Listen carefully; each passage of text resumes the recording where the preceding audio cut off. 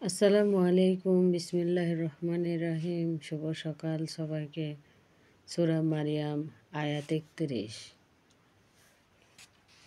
আর তোমাদের মধ্যে প্রত্যেকে তা অতিক্রম করবে, এটা তোমার রবের চূড়ান্ত সিদ্ধান্ত। পরে আমি মুত্তাকিদেরকে মুক্তি প্রদান করব এবং জালিমদেরকে নতজানু অবস্থায় জাহান্নামে ছেড়ে দেব। আর যখন তাদেরকে আমার স্পষ্ট আয়াত শোনানো হয়, তখন কাফেরেরা মুমিনদেরকে বলে, উভয় দলের মধ্যে মর্যাদার দিক দিয়ে কার স্থান উত্তম ও কার মজলিস সুন্দর। আর আমি এদের পূর্বে ধ্বংস করেছি এবং বহু জনপদকে যারা ছিল সম্পদে ও জাকজমক এদের চেয়ে উত্তম।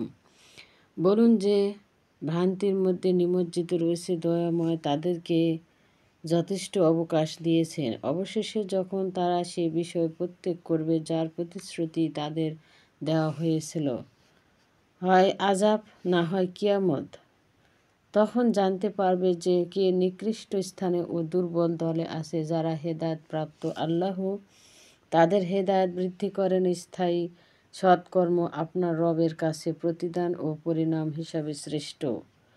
যারা আমার আয়াতসমূহ অস্বীকার করে তারা কি দেখেননি? আর যে বলে আমাকে ধন জন দেওয়া হবে, তবে কি সে গায়েব জানতে পেরেছে, নাকি দয়াময় নিকট থেকে প্রতিশ্রুতি পেয়েছে? কখনো না। সে যা বলে তা আমি লিখব এবং তার শাস্তি বৃদ্ধি করব, তাকে স্বর্গীয় কথার অধিকারী করব, আমার কাছে একা আসবে। তারা গ্রহণ করে আল্লাহ ছাড়া আর কাউকে ইলাহি, যেন তারা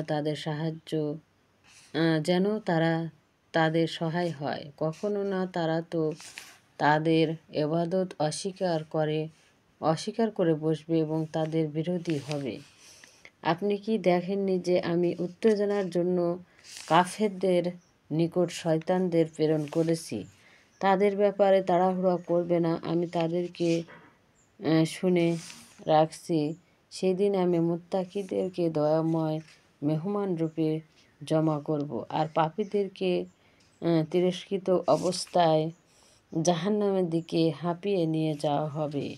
তখন কেউ হবে না সুপারিশের অধিকারী দয়াময়ের অনুমতি প্রাপ্ত ছাড়া। তারা বলে, দয়াময় সন্তান গ্রহণ করেছেন।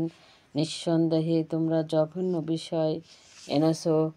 এতে হয়তো আকাশমণ্ডলী বিদীর্ণ হয়ে যাবে আর জমিন বিখণ্ড হয়ে যাবে এবং পাহাড় চূর্ণ বিচ্ছিন্ন হয়ে যাবে। কেননা তারা দয়াময় আল্লাহর প্রতি সন্তান দাবি করে, অথচ সন্তান গ্রহণ দয়াময়ের জন্য শোভা পায় না। আকাশমণ্ডলী ও পৃথিবীতে যা কিছু আছে সকলেই হাজির হবে দয়াময় আল্লাহর সমীপে তার বান্দা রূপে।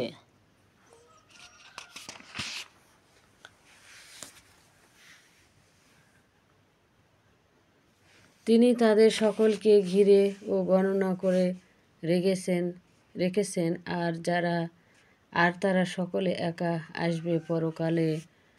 যারা ঈমান এনেছে এবং নেক আমল করেছে তাদের জন্য মানুষের হৃদয়ে দয়াময় ভালোবাসা সৃষ্টি করে দিবেন। অতঃপর কোরআনকে আপনার ভাষায় সহজ করে দিয়েছি, যাতে মুত্তাকিদের সুসংবাদ দেন আর কলহকারীদের সাবধান করেন। আর তাদের পূর্বে বহু মানব গোষ্ঠীকে আমি ধ্বংস করেছি। আপনি কি তাদের কাউকে দেখেন বা তাদের ক্ষীণ শব্দ শুনতে পান? সূরা তোহা। বিসমিল্লাহির রহমানির রহিম। তোহা, আপনি কষ্ট করার জন্য কোরআন নাজিল করেননি, বরং এমন ব্যক্তিকে উপদেশ প্রদানের জন্য যে ভয় করে। এই কোরআন জমিন ও উচ্চ আকাশে সৃষ্টিকর্তার পক্ষ হতে নাজিলকৃত। তিনি পরম দয়ালু, আরশের সমাসীন, তার সত্ত্বাধীন যা কিছু রয়েছে আকাশে আর যা কিছু রয়েছে জমিনে আর উভয়ের মধ্যকার ভূগর্ভের সবই। আপনি উচ্চ স্বরে যাই বলেন, তিনি গোপন ও অব্যক্ত সবই জানে। আল্লাহ ছাড়া আর কোনো ইলাহি নেই, সকল উত্তম নামে তারই। আর আপনার কাছে কি মূসার বৃত্তান্ত এসেছে, যখন সে আগুন দেখল, অতঃপর নিজ পরিবারকে বলল, তোমরা থামো, আমি আগুন দেখছি, তোমাদের জন্য আগুন আনতে পারি বা আগুনের কাছে কোনো পথ পাবো। যখন তার কাছে আসলো, শব্দ হলো, হে মূসা, আমি তোমার রব, তুমি তোমার পাদুকাদ্বয় খোলো, তুমি এখন অবস্থান করছো পবিত্র তুহা উপত্যকায়। তোমাকে তোমাকে নির্বাচিত করলাম, কাজে ওহি মন দিয়ে শোনো, আমি আল্লাহ, আমি ছাড়া আর কোনো ইলাহি নেই। আমার ইবাদত করো, আমার স্মরণে নামাজ আদায় করো। কিয়ামত অবশ্যা তা আমি গোপন রাখতে চাই, যেন সবাই কর্মের ফল পায়। যে তা বিশ্বাস করে না ও প্রবৃত্তির অনুসরণ করে, সে যেন তোমাকে বিরত না রাখে, নতবা তুমি ধ্বংস হবে। আর হে মূসা, ডান হাতে ওটা কি? মূসা বলল, ওটা আমার লাঠি, এর উপর ভর দিয়ে থাকি, ছাগলের জন্য পাতা পেড়ে থাকি, আর এটা আমার অন্যান্য কাজেও লাগে। আল্লাহ বললেন, হে মূসা, তা নিক্ষেপ করো। অতঃপর তা নিক্ষেপ করলো, সঙ্গে সঙ্গে ধাবমান সাপ হলো।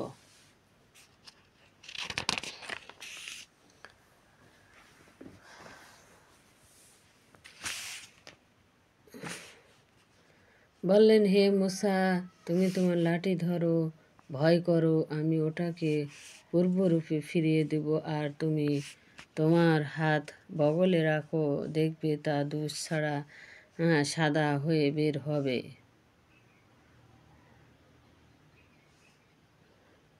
এটি অন্য নির্দেশন, যেন তোমাকে আমার মহানির্দেশন সমের কিছু দেখায়। ফেরাউনের কাছে যাও, সে সীমা লঙ্ঘনকারী। বলল, হে আমার রব, আমার বক্ষ প্রশস্ত করে দিন, আর আমার কর্ম সহজ করুন, আর জড়তা দূর করুন। আমার জিহ্বা যেন তারা আমার কথা বুঝতে পারে। আর পরিবার থেকে সাহায্যকারী দিন ভাই হারুনকে, তার দ্বারা আমার শক্তি বৃদ্ধি করুন, তাকে আমার কর্মে শরিক করুন, যেন আপনার অধিক তাসবিহ করি, আপনাকে বেশি বেশি স্মরণ করতে পারি। আপনি তো আমাদের দেখেন। বললেন, হে মূসা, অবশ্যই তোমাকে দেওয়া হলো যা তুমি চেয়েছো। তোমার প্রতি আরও একবার দোয়া করছি, যা নির্দেশ করার তো তোমার মায়ের প্রতি আমি নির্দেশ করেছি যে তাকে সিন্ধুকে রাখো, তারপর তা সমুদ্রে ভাসিয়ে দাও, অতঃপর সমুদ্র তাকে তীরে উঠাবে, আমার শত্রু ও তার শত্রু তাকে উঠিয়ে নিয়ে যাবে।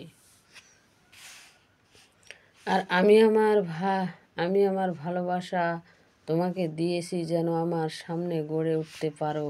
যখন তোমার বোন এসে বলল, আমি কি তোমাদেরকে বলবো কে তাকে লালন পালন করবে?